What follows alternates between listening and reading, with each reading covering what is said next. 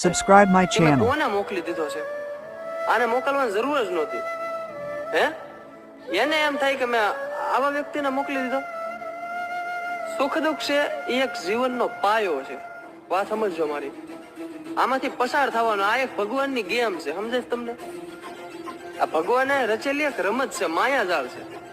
અને તમે સુખ અને દુઃખમાંથી ધીમે ધીમે પસાર થાવ, તમારા જીવનને આગળ વધારો, દુઃખમાં તમે શાંતિથી બેસીને વિચારો અને એમાંથી પસાર થઈ જાવ ને, તો ઉપર બેઠો મારો ઠાકરને એમ થાય કે ભાઈ નહીં આને મોકલ્યો છે એ બરાબર મોકલ્યો છે.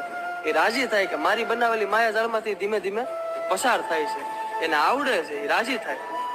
તો જિંદગી એટલી સસ્તી નથી કે મરવાની વાત કરવી. ક્યારેક તમારા માવતર સામે મરવાની વાત કરશે, તમારી માએ તમને 9 મહિના પેટમાં રાખ્યા ને, વજન તમે પૂછજો એને. ક્યારેક કોઈથી મરવાની વાત નહીં કરવાની મિત્ર.